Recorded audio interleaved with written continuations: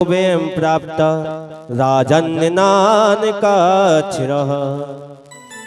अरे राजा, अरे जरासंध राजा, देनो चाहे तो बस एक ही वरदान दे दे कि तू हम तीनों में से काऊ से एक से युद्ध कर ले, एक किसी व्यक्ति से युद्ध कर ले। जरासंध बोला महाराज क्षमा करो, मैं पंडितों से युद्ध नहीं करता हूं, मैं ब्राह्मणों से युद्ध नहीं करता हूं। तो कन्हैया मुस्कुरा के बोले सुनो, हम कोई पंडित नहीं है, मैं तो तुम्हारा पुरानो शत्रु हूं, मैं तो तुम्हारा पुरानो शत्रु हूं कृष्ण। ओहो ए छलिया, तो तूने मुझे छलने के लिए आया है? मुझसे युद्ध करेगा? अरे तू तो कौन युद्ध करेगा, तू तो हारा हुआ है। कन्हैया बोले एक बार हारे गो तो बाकी बार बार बखान कर दो है, और मैंने तो 17 बार हरायो, एक आध बार कहते ने कि मैं 17 बार हारो।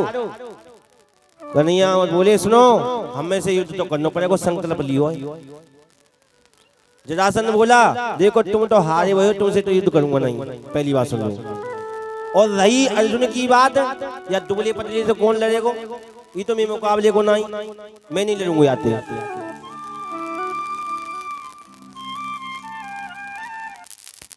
तो भीम सैन की तरफ देखा और भीम सैन की तरफ देख करके बोले, जरासंध ने बोला हाँ भीमसेन में टक्कर वो है।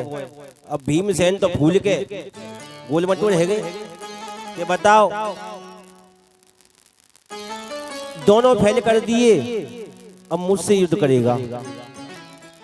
सुखदेव जी कहते राजन ऐसा युद्ध करो, जरासंध ने कि भीमसेन की नजर ढीली कर रही, भीमसेन घबराएगो।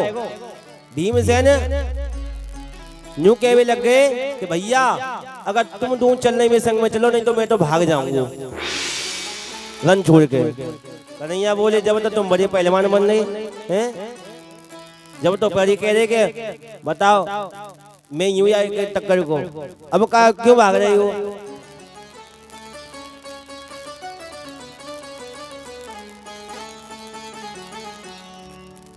महाराज सुखदेव जी कहते हैं राजन, भगवान ने तिनका चीर कर इशारा किया और भीमसेन के द्वारा जरासंध का उद्धार करवाया। तिनका चीर करके दिखाया भगवान ने, तिनका चीर के कहते हैं, तिनका चीर करके बाएं हाथ का तिनका सीधे तरफ फेंका और सीधे हाथ का तिनका बाएं तरफ फेंक दिया और दिखा दिया इस तरह से कर देना। सुखदेव जी कहते हैं राजन, शिशुपाल ने 101 गाली गिनकर भगवान को दी, जिसके माँ का पता नहीं, पिता का पता नहीं, उसकी पहले पूजा।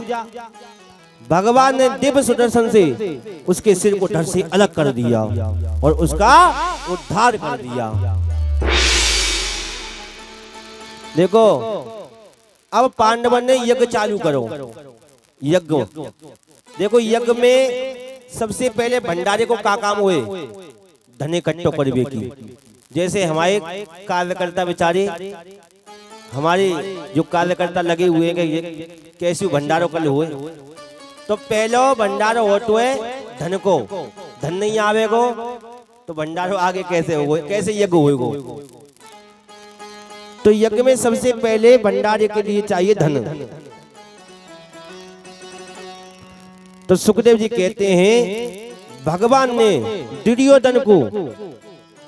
दुर्योधन और कर्ण को सौंप दिया कि भैया अब तुम्हें ये व्यवस्था करनी है, कैसे कैसे कैसे लानो, कैसे देनो। भगवान बोले दुर्योधन तुम्हारा शत्रु है पांडवों से, ये सोचेगा पांडवों का सब लुट जाए, लेकिन कर्ण के हाथ में एक रेखा ऐसी है कि आवेगो जावेगो नहीं। भैया जो आ ही रहा हुई तो जा रहा धोना ही पर कल तो बढ़ेगी। हाँ, तो कहने का भाव यह है कि भंडार में सबसे पहले होता दान का महत्व है। वो कर्ण कर रहा है तो करण लुटा रहा है बाबा जियों को, संतों को, लेकिन खजाना खाली नहीं हो रहा है।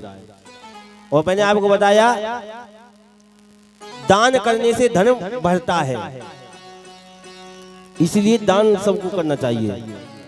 दूसरा भंडारा होता है भोजन का। भोजन भंडार का मालिक बनाया भीमसेन को। जो ज्यादा खाएगा वो ज्यादा खवावेगा। अब महाराज भीमसेन को बना दिया, द्रौपदी को परोसने के लिए बना दिया। कहा द्रौपदी तुम भोजन परोसना। लेकिन भगवान से कि भगवान जी आप कौन सी सेवा लेना चाह रहे हैं? कि जितने भी संत ब्राह्मण आएंगे उनके चरणों को धोऊंगा। जितने संत ब्राह्मण आएंगे उनके चरणों को धोऊंगा, और जितने ब्राह्मण संत भोजन करके जाएंगे तो उनकी पत्रों को फेंकूंगा। अब हमें तुम्हें तो बड़ी शर्म लगे, अरे फलाने की पत्थर फेंकेंगे, इनकी पत्थर फेंकेंगे। लेकिन आज भी कहीं कहीं पर ब्राह्मणों के चरण धोए जाते हैं, और चरण धो करके जब उनको बैठा करके भोजन कराया जाता है तभी फल मिलता है। वैसे तो भोजन कराओ तो इसमें संकोच छोड़ दो, ठीक है। संत ब्राह्मण को भोजन कराएं तो पहले चरणों को धोएं, उसके बाद बैठा के भोजन कराएं। सुखदेव जी कहते हैं महाराज ऐसा ही पांडवों ने किया। सुखदेव जी कहते हैं द्रौपदी एक बार अपने केसों को सुखा रही थी। दुर्योधन निकला, दुर्योधन को आंगन में पानी का आवाज हुआ। गाँव तुमने देखी होगी कबू कबू, बड़ी दोपहरी पड़ रही हुए और पक्की सड़क पे ऐसा लगे जैसे पानी भर रहा है। लगेगा ना लगे दूर से, लेकिन वह पानी ना है, वो सूरज की किरणों से ऐसा लग रहा है। लेकिन दुर्योधन को कहा कैसो काम है हो, उसने आंगन में पानी समझो, पानी तो महाराज नहीं, लेकिन धम्म से जाए गिर गो। जैसे ही गिरो तो द्रौपदी हंस गई।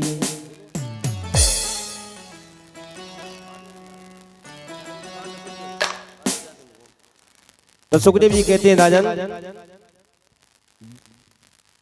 पांडवों में और कौरवों में युद्ध छिड़ा तो भगवान के चरणों का आसन लेकर के, सहारा लेकर के पांडव जीत गए। जो भगवान के चरणों का सहारा लेता है, यानी भगवान के नाम का सहारा लेता है, सदा भगवान से ही प्रार्थना करता है, उसकी नाव कभी डूबती नहीं है। पांडव 5 थे, कौरव 100 थे, लेकिन फिर भी देख लो भगवान ने पांडवों को जिता दिया। तो मन की डोर कृष्ण के चरणों में बांध दो तो यही मुक्ति का साधन है। अब आइए, अब हम बड़े सुंदर प्रसंग पर चलते हैं, जो इतना सुंदर है बहुत सुंदर है। भगवान के मित्र हैं सुदामा। तो एक मित्र द्वारकाधीश का राजा है और एक मित्र अपनी कुटिया को राजा है, अपनी झोपड़ी को राजा है। लेकिन दोनों राजा में अंतर क्या है? एक दुनिया को देने वाला है और एक दुनिया से लेने वाला भी नहीं है। सुखदेव जी कहते हैं राजन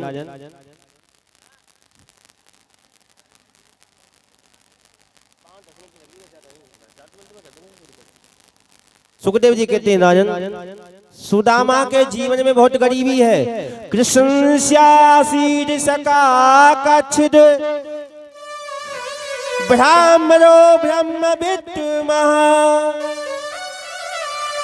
विरक्त इंद्रियार्थेषु प्रशांतात्मा जितेन्द्रियः। देखो सुदामा के जीवन में गरीबी है लेकिन दरिद्र नहीं है, ध्यान दो।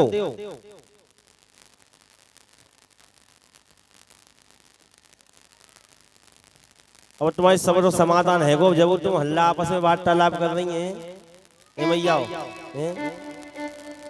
भाई सोच विचार तो जब करना चाहिए कि भंडारे की व्यवस्था ना रही।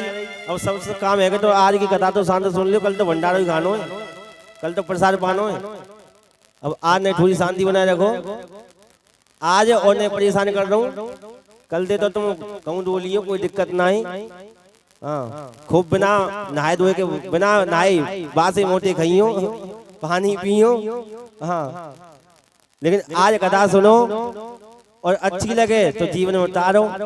देखो कथा में सब तरह की चीज मिलती है, जो तुम्हें अच्छा लग रहा है उसे ग्रहण करो और जो ना लग रहा हो बात छोड़ो।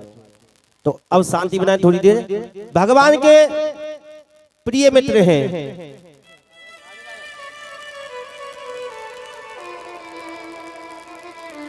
भगवान के प्रिय मित्र हैं सुदामा, और सुदामा बचपन से विरक्त हैं, गरीब हैं लेकिन दरिद्र नहीं है। कछु के में अरे सुदामा दरिद्र है।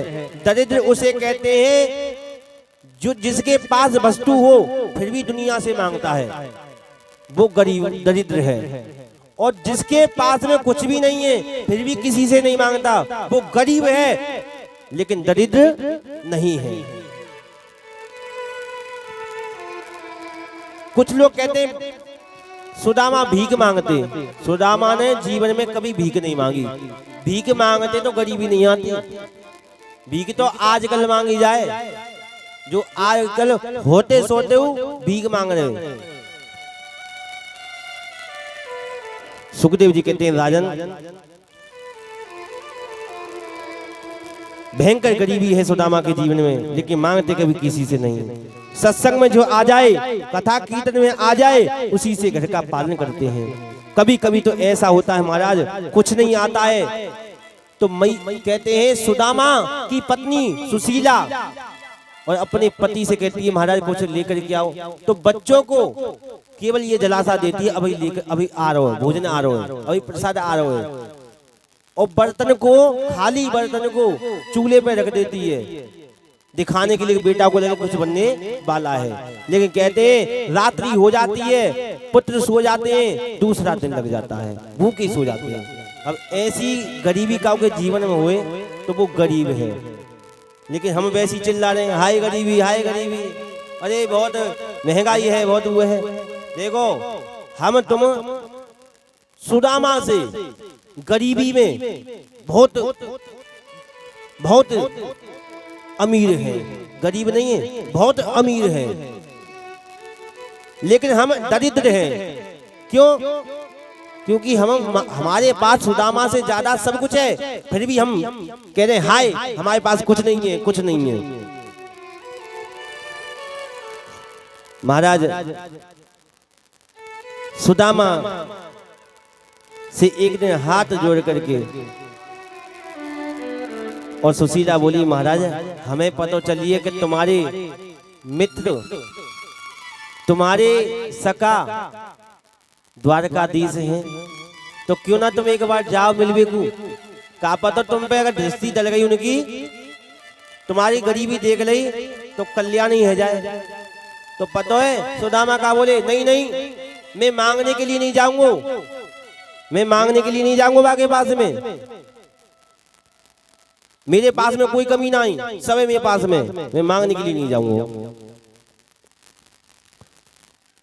महाराज सुदामा के नेत्र सजल हो गए। हाँ मेरा मित्र है, लेकिन मित्र के द्वार पर मांगने के लिए नहीं जाऊंगा। और देखो मित्र वही है, मित्र वही है जब कितनी भी परिस्थिति खराब आए लेकिन मित्रता को निभाए।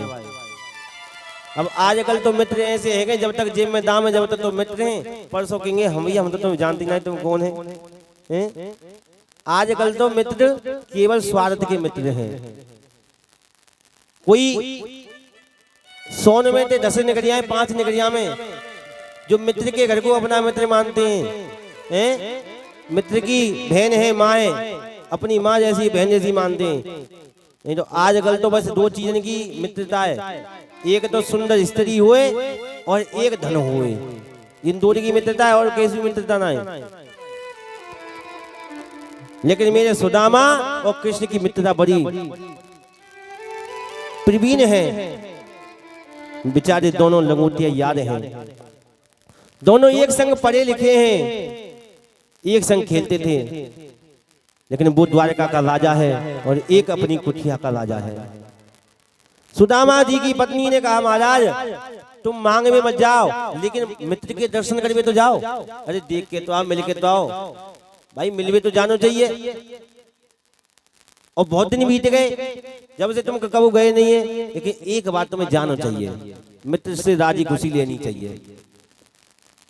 सुदामा बोले जाऊं तो सही, लेकिन पास में कछु होना तो चाहिए, हैं? पास में होना तो चाहिए कछु। महाराज पास में कुछ है नहीं है।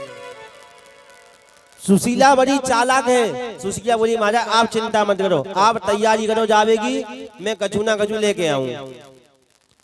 सुखदेव जी कहते हैं राजा ने 5 घरों से चावल मांग करके लेके आई। 5 घरों से, 5 घरों से चावल मांग करके लेके आई। और 5 घरों से चावल लेकर के आई। आप एक बात समझो, 5 घरों के चावल एक जैसे नहीं होंगे। काऊ को गोल्डन हो, काऊ को बासमती होगो, काऊ को कैसे होगो, क्यों? काऊ के खीर के चावल होंगे, अलग अलग होंगे। एक जैसा काऊ किया नहीं मिलेगा।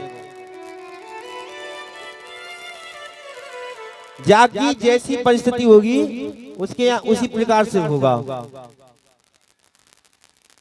सुखदेव जी कहते हैं राजन,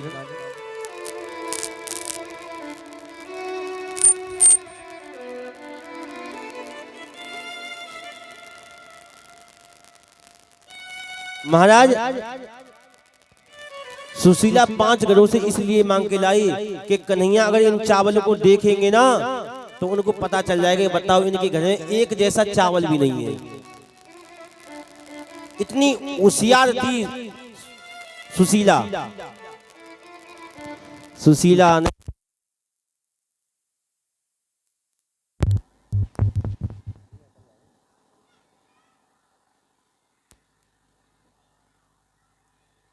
सीधा महाराज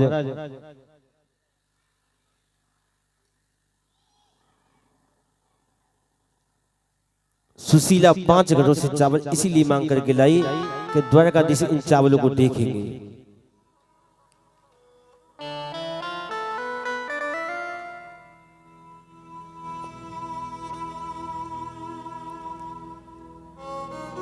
तो दृष्टि जब पड़ेगी ना इन चावलों पे, तो परमात्मा वो द्वारकाधीश पहचान लेगा कि इनके एक जैसा चावल भी नहीं है। क्योंकि पति तो मेरे बोल नहीं पाएंगे उनके आगे, पति तो कहेंगे नहीं कि हमारे यहाँ गरीबी है। वो तो यही कहेंगे हाँ कन्हैया आनंद है, चकाचक, बढ़िया हूँ, अच्छा हूँ, बढ़िया हूँ, कोई कमी ना मेरे भैया, खूब आनंद है, ठीक बातें। ये बोलने वाले नहीं है। लेकिन पत्नी ने सोची, मैं अगर देखो अगर पंडित जी सीधे हो तो पंडितानी चालाक होनी चाहिए। बोले राधे राधे। हाँ, और पंडितानी सीधी हो तो पंडित जी चालाक होनी चाहिए। लेकिन पंडित जी तो बेचारे सीधे हैं सुदामा जी, लेकिन पंडितानी बड़ी चालाक है। मानी ये तो बड़े सीधे हैं, तो बोलेंगे नहीं अपने मित्र के सामने। तो 5 घर से चावल मांग करके एक ऐसे कपड़े बांध दी जो कई जगहों से फटा हुआ था, बहुत पुराना कपड़ा था। उस कहने लगी सुनो जा रहे ना, तुम्हें एक बात कह दी। सुदामा बोले क्या? 1 मास 2 पाख में, 1 मास 2 पाख में 2 एकादशी होए। 1 मास में, 1 मास 2 पाख में 2 एकादशी होए। सो प्रभु दीन दयाल ने नित्य प्रतिदीनी मोए। हे गोपाल, आपके सभी उपासक, आपके सभी भक्त एकादशी का व्रत करते हैं, बस केवल 2 महीने में 2 एकादशी हैं। सभी उपासक महीने में 2 एकादशी का व्रत रखते हैं। पर गोपाल तुम्हें पता है कन्हैया, मेरे घर में तो रोज एकादशी हुए। हाँ, रोज एकादशी हुए। बस इसी बात को कह देना। सुखदेव जी कहते हैं राजन, सुदामा जी चले, बोले अच्छा देवी कह दूंगा, अब तुम ऐसा करो बढ़िया तरह से रहना, खूब आनंद से रहना और मैं जल्दी लौट करके आ जाऊंगा। बगल में चावल दवाई और प्रभु का नाम लेते हुए सुदामा जी चल दिए। लेकिन कहते हैं जो तू आवे एक पग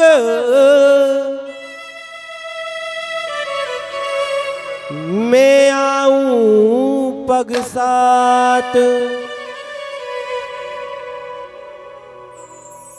महाराज प्रभु कहते हैं कि तू एक कदम मेरे लिए बढ़ा तो सही है, लेकिन तू तो लोहे की लाठी बन के खड़ो है।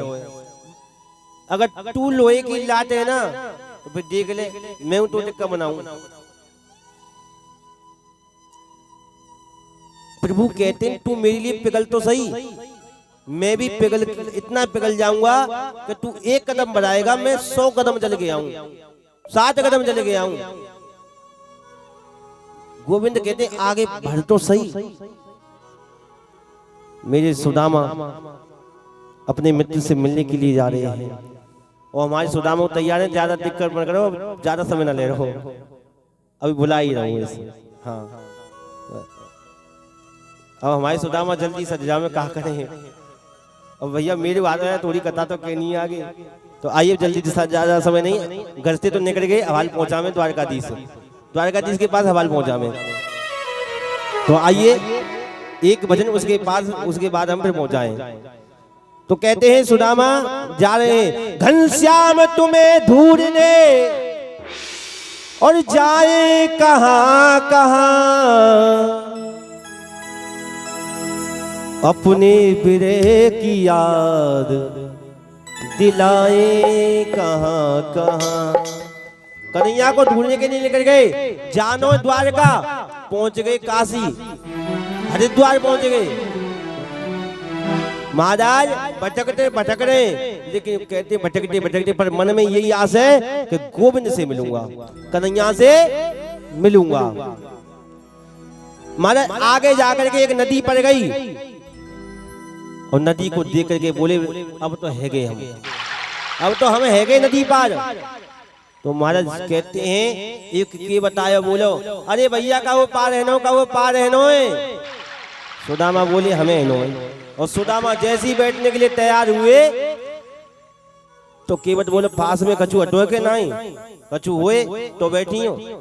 सुदामा बोले रहने भैया तू ले जा, भाई ना पावे, बैठ लिए हम। तो जैसे ही उतरने लगे तो कहने लगे चलो बैठ जाओ, कोई बात नहीं है, हम तुम जैसे नहीं कोई पार करते हैं वैसे ज्यादा तो एक गलती से पार हो जाए वो एक अलग बात है, लेकिन हम तुम जैसे कोई पार करते हैं। सुदामा नदी पार हो रहे हैं तो सुदामा को देख करके केवट बोला हाँ भैया कहाँ जा रहे हो? वाले द्वारका जा रहे हैं। काई को? अरे वो द्वारका को राजा है ना, कौन? कृष्णचंद्र, वो हमारा मित्र है। केवट मुस्कुराए को बताओ, इनको मित्र और वो कन्हैया, वो कृष्ण द्वारकाधीश। केवट बोले रहने दो महाराज, ये तुम बात नहीं, कहाँ तुम और कहाँ वो राजा? सुदामा बोले ओए केवट ज्यादा मत बोले, तू का जाने, तेने चलाई सदा नाव और तू क्या बताओ कि मैं कन्हैया कैसे है? अरे मैं कन्हैया ये ना देखे तुम्हारे वस्त्र कैसे हैं, मैं कन्हैया ये ना देखे मेरे पास गरीबी की देखे, मेरे कन्हैया ये ना देखे तुम कितने अमीर हैं, मेरे कन्हैया तो बस केवल ये देखे या को भाव कैसे है। और आपको स्पष्ट कर दूं ये केवट कोई और नहीं कृष्ण थे। सुदामा ने भोलेपन से पूछ लिया भैया क्यों भैया केवट, एक बात बता अब कितना समय लग जाएगा द्वारका जाने के लिए, कितनी दूर है? तो महाराज सीधा कह दिया महाराज अगर तुम चलोगे ना आपको देख करके लगता है कि 3 महीने का समय लग जाएगा, 3 महीने का समय। सुदामा ने कही वारे द्वारकाधीश, चलते चलते पांव टूट गए, अभी इतनी दूर है? वारे कन्हैया हुआ। सुखदेव जी कहते हैं राजन, उसी नदी के किनारे और अपने हाथ की तकिया बना करके बगल में हाथ लगा करके वहीं पर सो गए और कहने लगे तेरी गर्ज पड़े तो आज ही उलेबे, हम तो यहीं सो रहे हैं। तेरी गर्ज पड़े तो आ जाइयो, अब हमारे बस की ना है कि हम द्वारका आ जामे। और सुखदेव जी कहते हैं राजन, मेरे प्रभु की लीले अजब निराली है, मेरे गोविंद की लीला ही अजब निराली है। अलग ही लीला है उसकी गोविंद की। वो अपने मित्र को बुला रहे हैं, मित्र आ रहा है लेकिन परीक्षा तो जरूर लेंगे। ओ तू है मेरा मैं तेरा हूं सावरे, जी रहा हूं कृपा पे तेरी सावरे।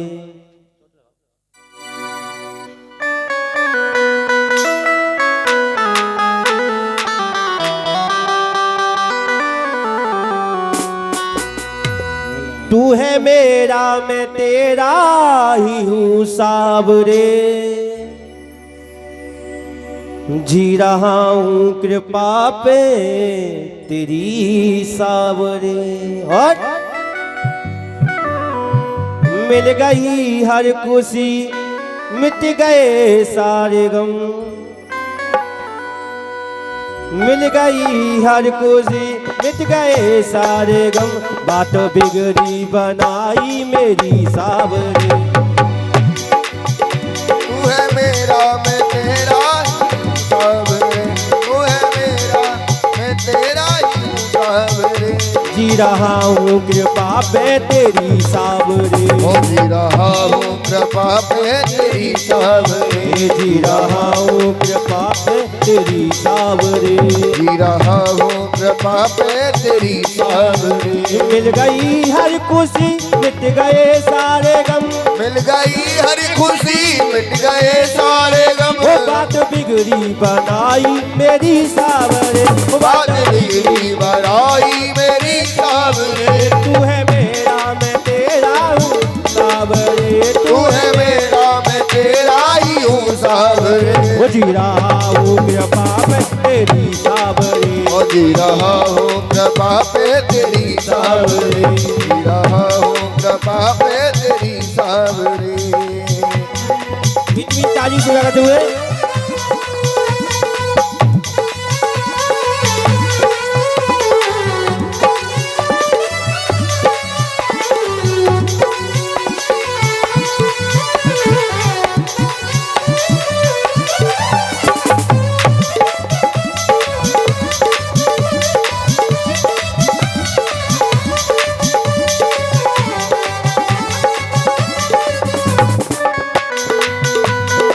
श्री राधे।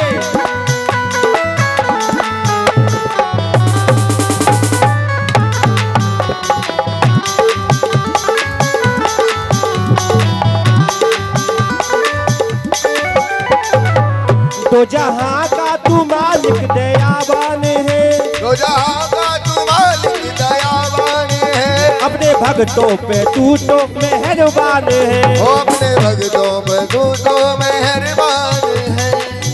तो जहाँ का तू मालिक दयावान है, अपने भक्तों पे तू तो मेहरबान है, ओ अपने भक्तों पे तू तो मेहरबान है, अपने भक्तों पे तू तो मेहरबान है। तू ही साहिल ओ तू ही साहिल तू कश्ती मेरी सावरे, ओ तू ही साहिल तू ही कश्ती है सावरे, जी रहा हूँ कृपा पे तेरी सावरे, ओ जी रहा हूँ कृपा पे तेरी सावरे। तू है मेरा मैं तेरा ही हूँ सावरे, ओ तू है मेरा, ओ तू है मेरा मैं तेरा ही हूँ सावरे, ओ जी रहा हूँ कृपा पे तेरी सावरे, ओ जी रहा हूँ कृपा पे तेरी सावरे। श्री राधे।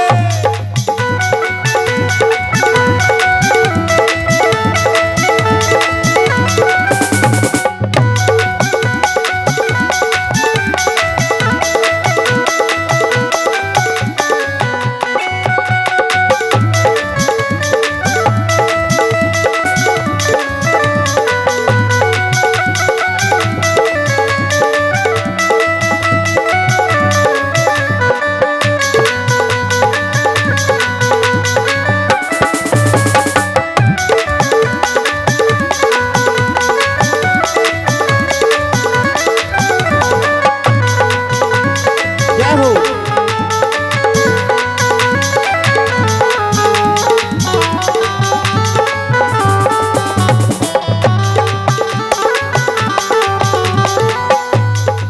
वो तुझसे मिलने की चाह इस दिल में लगी, तुझसे मिलने की चाह इस दिल में लगी, प्यास दर्शन की मेरे इस मन में लगी, ओ प्यास दर्शन की मेरे इस दिल में लगी। वो तुझसे मिलने की चाहत इस दिल में लगी, प्यास दर्शन की मेरे इस मन में लगी, ओ प्यास दर्शन की मैं इस दिल में लगी, वो प्यास दर्शन की मेरे इस मन में लगी, ओ प्यास दर्शन की मेरे इस मन में लगी। मान लो अब तो, मान लो तो, वो मान लो अब तो अर्जी मेरी साबरे, ओ मान लो अब तो अर्जी मेरी साबरे, जी रहा हूँ कृपा पे तेरी साबरे, और जी रहा हूँ कृपा पे तेरी साबरे।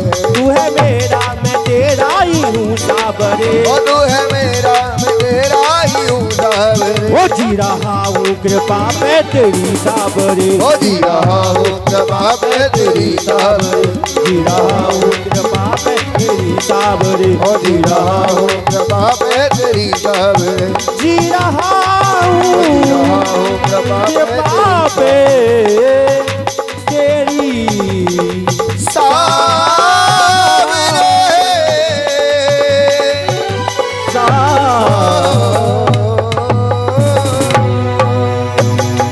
बोल वृंदावन दादा की जय हो। जय जय श्री। सुखदेव जी कहते हैं राजन, जैसे ही नींद खुली